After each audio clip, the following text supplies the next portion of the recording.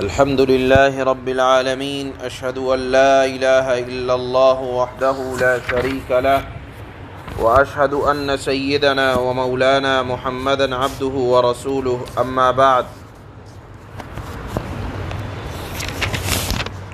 وعن جابر رضي الله تعالى عنه قال كان جذع يقوم إليه النبي صلى الله تعالى عليه وسلم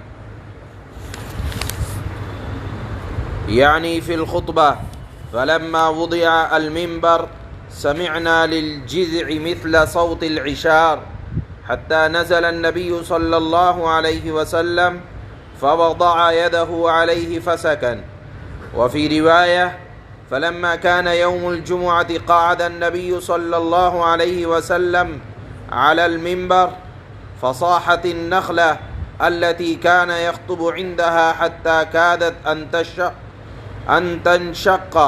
وفي رواية فصاح الصياح الصبي فنزل النبي صلى الله عليه وسلم حتى أخذها فضمها إليه فجعلت تئن أنين الصبي الذي يسكت حتى استقرت. قال بكت على ما كانت تسمع من الذكر. رواه البخاری.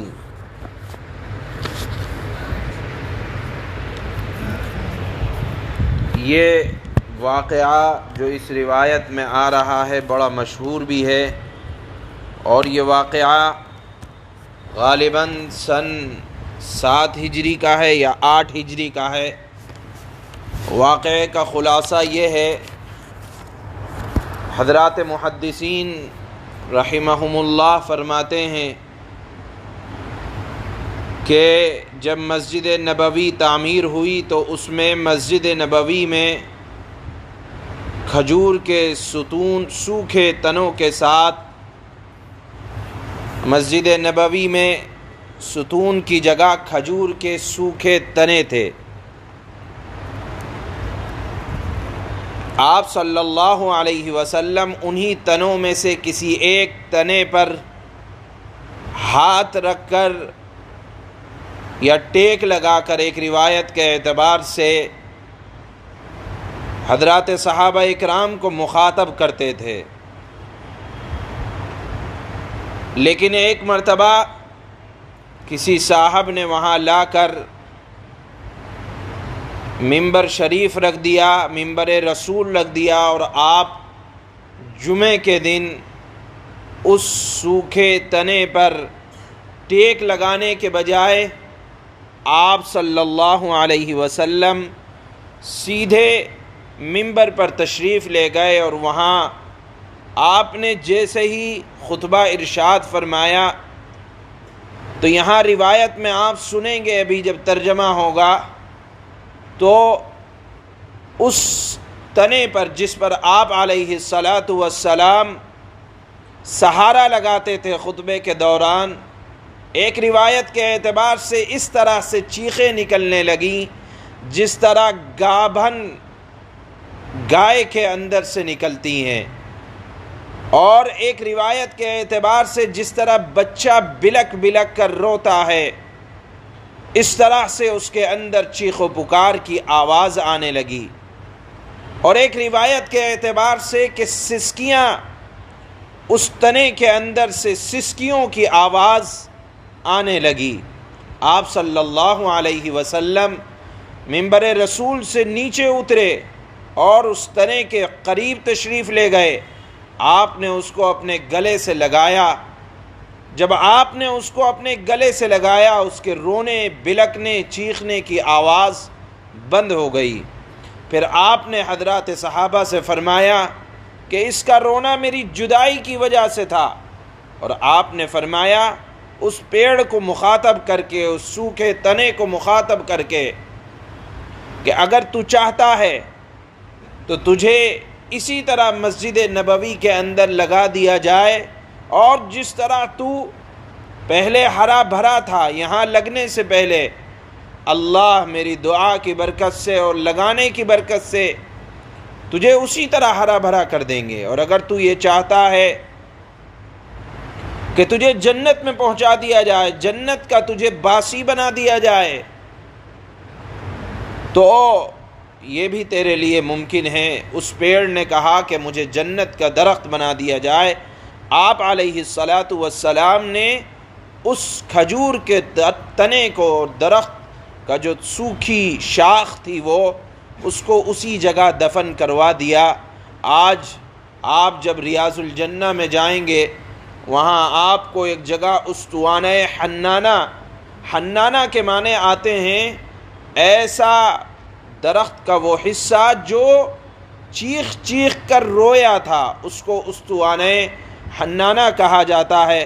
آپ علیہ الصلاۃ والسلام نے اس کو وہیں دفن کروا دیا۔